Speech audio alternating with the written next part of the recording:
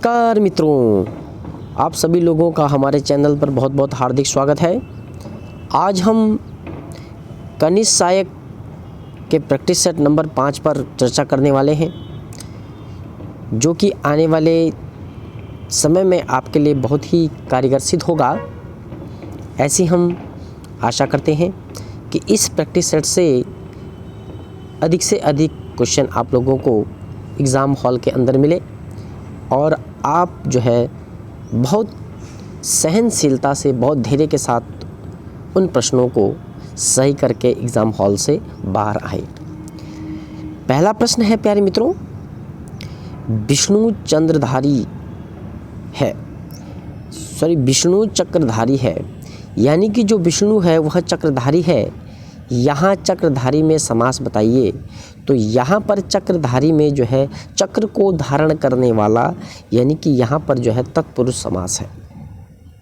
विष्णु चक्रधारी है, सिर्फ चक्रधारी में समास पूछा गया है, तो सही उत्तर होगा तत्पुरुष समास।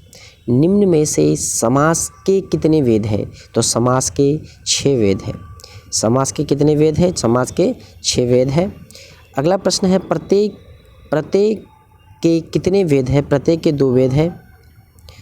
अगला प्रश्न है आपके पास,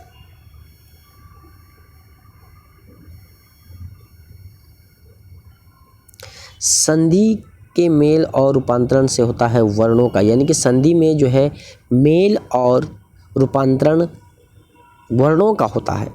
वे शब्द जो संस्कृत से सीधे हिंदी में आ जाते हैं वह कहलाता है, यानी कि संस्कृत जिनमें किसी प्रकार का भी परिवर्तन नहीं होता है वह आपके तत्सम, वह क्या है आपके तत्सम। अगला प्रश्न है, निम्न में से कौन से कवि संत कवि के अंतर्गत नहीं आते हैं? यानी कि संत कवि के अंतर्गत नहीं आते हैं, तो वह आपके पास नंददास जो है संत कवि के अंतर्गत नहीं आते हैं। दादू दयाल आते हैं, नानक आता है और कबीरदास जी भी आते हैं संत कवि के अंतर्गत। अगला प्रश्न है,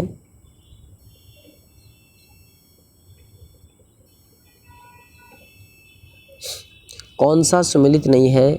रागी, रानी, मुक्ता, मोती, मोल, हंसा। मोल हंसा जो है आपके सुमेलित नहीं है। प्रतिदिन कैसा शब्द है? प्रतिदिन एक यौगिक शब्द है। नधूमि की संधि विच्छेद है। नधी प्लस उर्मी, नधूमि की संधि विच्छेद है।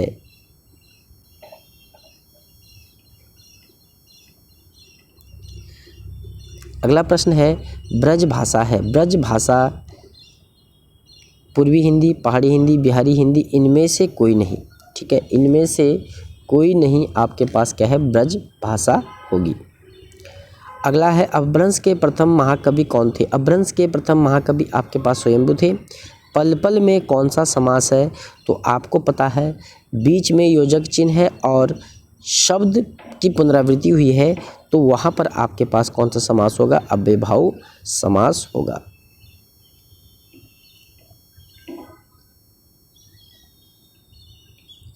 अगला प्रश्न है, 4 दिशाओं का समाहार का सामासिक शब्द चतुर्युग है। तो चतुर्युगिक।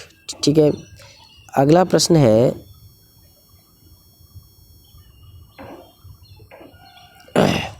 निम्न में से किस शब्द में अल उपसर्ग का प्रयोग हुआ है? तो अलम मस्त में जो है अल उपसर्ग का प्रयोग हुआ है, यानी कि मस्त आपके पास एक इसका अर्थ है। निम्न विकल्पों में से अनेकार्थी शब्द समूह पहचान कर चिन्हित कीजिए। तो अंग, अव्यय, अंश और आपके पास क्या है? शरीर। ये आपका बिल्कुल कैसा होगा? सही होगा। अगला प्रश्न है, क्वेश्चन नंबर 16, ईश्वर आपका कल्याण करे। ईश्वर आपका कल्याण करे उपरोक्त वाक्य है, किस प्रकार का वाक्य है? तो हम इच्छा कर रहे हैं कि ईश्वर आपका कल्याण करे, इच्छावाचक वाक्य है। ठीक है। अगला प्रश्न है, निम्न में से कौन दीर्घ संधि का उदाहरण है? तो ये सभी जो है दीर्घ संधि के उदाहरण है। शरणार्थी, शरण परत अर्थी, धर्मार्थ, धर्म प्लस अर्थ, रविंद्र, रवि प्लस इंद्र, सभी जो है आपके पास क्या है, दीर्घ संधि के उदाहरण हैं।